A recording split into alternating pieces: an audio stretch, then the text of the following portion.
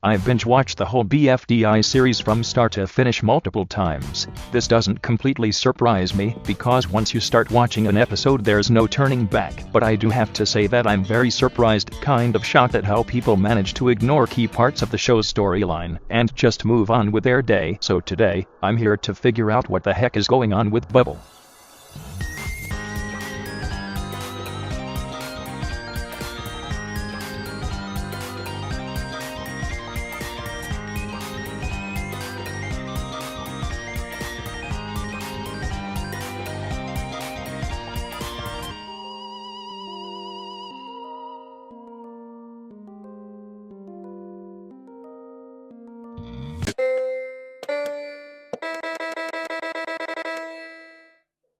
If you're familiar with the whole world of YouTube web series, you'd probably have heard of a show called Battle for Dream Island. Within this show, there are hundreds of characters, whether those be contestants, hosts, extras, numbers, objects, and, well, there's just a lot of characters, and you've probably noticed how people don't seem to like the 3 Season 1 finalists as much as they used to, which is why I'm going to make one video about each of them, so that I never have to talk about them again. This video is going to be about Bubble, and everything she managed to fake over the years.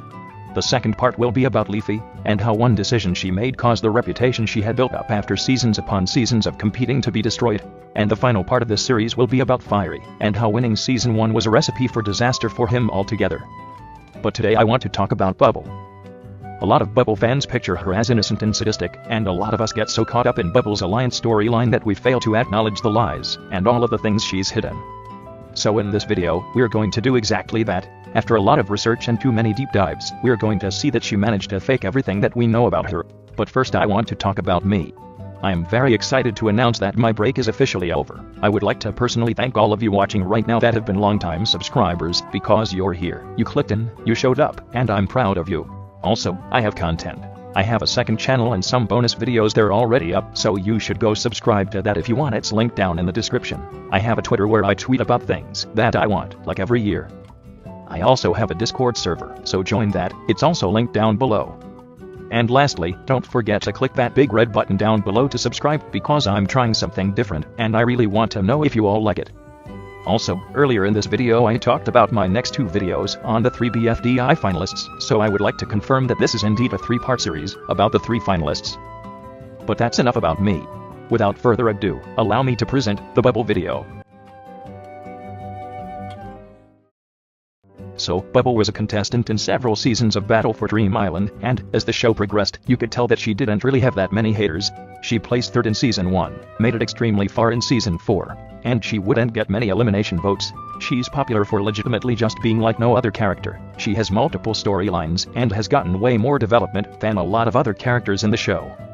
Her entire persona was built off her being manipulated by the people she trusted, and her just feeling lonely altogether. Once she started to lose popularity, and well, favor, when the show split into 2 different branches, she started to get doomed. Of course, she had a bigger fanbase than characters like Balloony or Spongy at the time, but her fanbase couldn't be compared to the 2 other finalists, because their arc was constantly changing.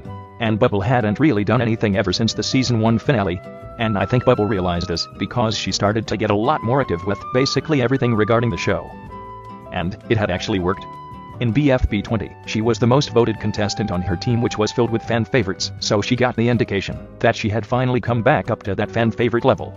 And because of this, she would reveal something about herself that she was never supposed to say, and so that brief history of her past is what brings us to the exact moment she ended her persona of being manipulated and innocent, and that for some reason isn't being spoken about that much in the OSC, and that's because it was one line, with no specific reaction from the other contestants, and it wasn't placed in a key part of the episode.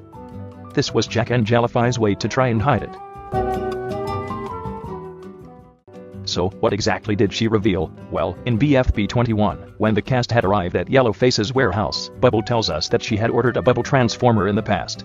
This is important to note, because this comes up quite a lot later on in the video. But what exactly is a Bubble Transformer? Well, the original ad for this unique item aired July 1st, 2010, in the 7th episode of Battle for Dream Island. It was advertised by Yellowface, who stated that this was in fact an item that would transform an object from themselves into a bubble.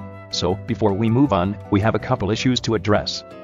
First of all, in the episodes before this commercial, the viewing audience saw Bubble as a bubble, and not some other object. If Bubble did in fact use it to transform herself into a bubble, then how exactly did she get her hands on this item at least 7 months before it was released to the public? Secondly, if Bubble did in fact buy it while she was a bubble in July 2010, then did she just buy the item and never use it? This wouldn't make sense, because people don't buy things for no reason. Also, in the commercial that released the Transformer, it said that everyone who used it had popped and died. So why didn't Bubble die? Why did only specifically the Battle for Dream Island Bubble stay alive? Before you say that she has a recovery center, there's 2 issues with this. First of all, no recovery center specifically states that it is that specific object's recovery center. It would be like creating a human recovery center. Like, sure, we could recover humans, but since the only time a bubble was recovered was when we saw the Battle for Dream Island Bubble die, so a human would be recovered. Secondly, wouldn't the other bubbles who transformed themselves into a bubble be able to be recovered using the recovery centers? This leads us to our theory. Every time Bubble dies, she is a different object that transformed themselves into a bubble. Every time Bubble dies, the bubble that comes out is a different object that used the Bubble Transformer on themselves and is pre-programmed to know how to participate in Battle for Dream Island. Before you say this is absolutely crazy, it can make sense. We're meant to think that these characters have been designed to compete in Battle for Dream Island, and that they are the only object of their kind with no family. Within these characters, there is no talk about other objects like them or family of any sorts other than Teardrop's family reunion when it rains, but we already know Teardrop is different than everyone else. This is my advancement on this theory. I believe that within Boyki, or just the Battle for Dream Island universe, only one living object of a specific object's kind can exist at a time. Here's why I say that. We've never seen 2 specific types of the same object exist together in BFDI even. If the same species exist together, then each different object would have at least one difference, allowing this rule to work. Now, I'd just like to clarify something. When I say that only one object can exist at a time of the same species, I'm talking about living, like being able to move around by themselves, having limbs, or being able to speak, not just existing, as we've seen different Leaves in BFDI as well as Leafy the contestant. So my official theory is that every time Bubble dies, she is a new object that used the Bubble Transformer, but hey, that's just a theory. A game theory.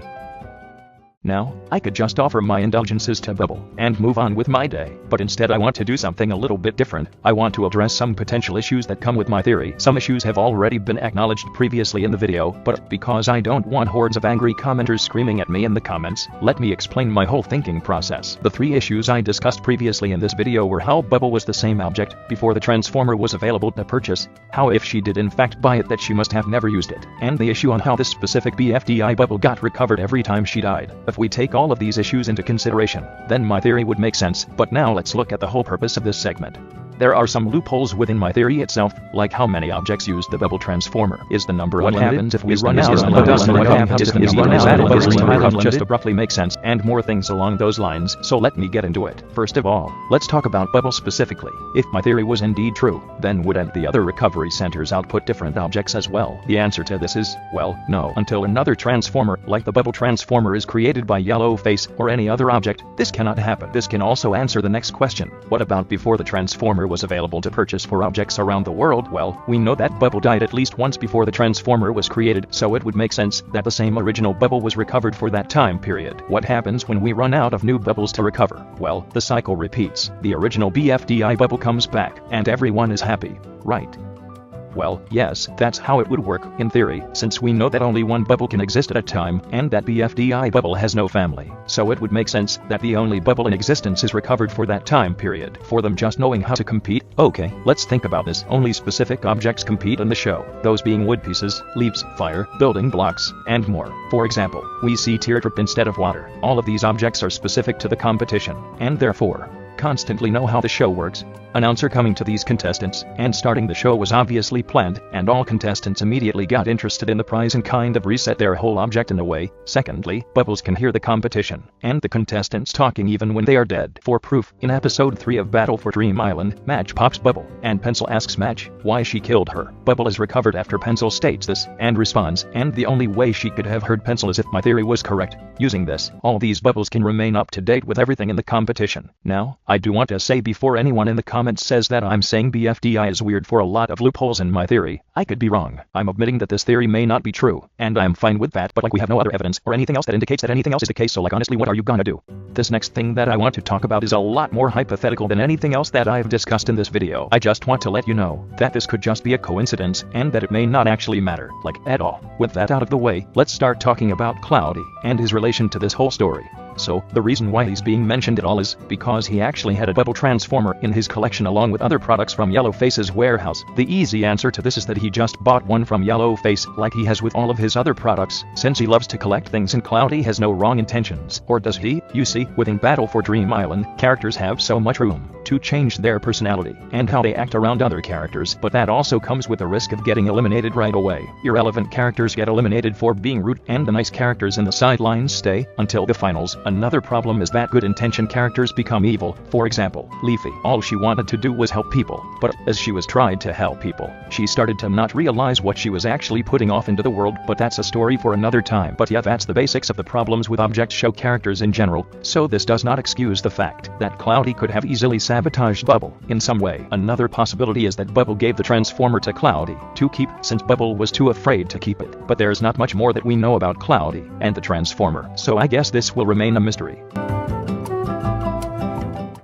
Before this video ends, there are a couple things I do want to clear up. First of all, this is not a hate video whatsoever. Bubble, in my opinion, is a great character, and I feel like the writers have done a great job on her. What I don't like, though, is how no one's giving her credit for being so mysterious and different from everyone else. Bubble basically faked her entire existence, and no one even realized, which is why I made this video. Other than that, I'm actually kind of really proud at how Bubble was made, and I know in this video I presented everything about Bubble as if she did it herself, but I just want to give a huge thank you to the writers who worked on her. Like I said in the beginning, I'm very surprised and extremely shocked at how people just managed to ignore basically all of Bubble. It's taken me a lot of time to make this video just because I've wanted it to have everything and for it to be the highest quality that I can possibly make it. On another note, that was my video on Bubble. For this video, my main purpose was not to discuss or hate on Bubble, Cloudy, Yellowface, or whoever else I talked about in this video, but just the weirdness of Battle for Dream Island. I really like the juxtaposition of she might be faking everything, but she might also just, like, not be faking anything. I've been putting a lot of time into this video, and I really hope it shows. The main purpose with this series is to show how complicated Battle for Dream Island can be when you take all the jokes, all the satire, and everything into account, and to show how characters can change just so easily, and the viewer, for example, me, way of looking at them can change even easier. The video about Leafy will quite a lot longer, and there will be just a lot more to talk about, because if you know who Leafy is, she's kind of a lot.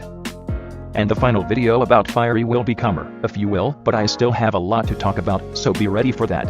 All I want to do right now is to close the chapter on Bubble and give some closing statements about her in this video. I feel like, for so long, we've all watched Bubble not be who she actually is. I feel like this whole time, we've all watched different personas and different mentalities of Bubble get leaked out, and I think it's important to think about her as a character since she's different, and that's okay. Some people might think that I'm overthinking all of this and that she's not actually that complicated, but I really do think that there's more to Bubble than what we know right now, which I hope we get to know in future episodes or even seasons. I made this video and I talked about everything that I gathered and everything that the public actually knows, but I still feel like something's not right with Bubble and Bubble's persona and everyone in Bubble's life, and I guess you could say it's all Yellowface's fault for making that stupid transformer that caused this whole mess.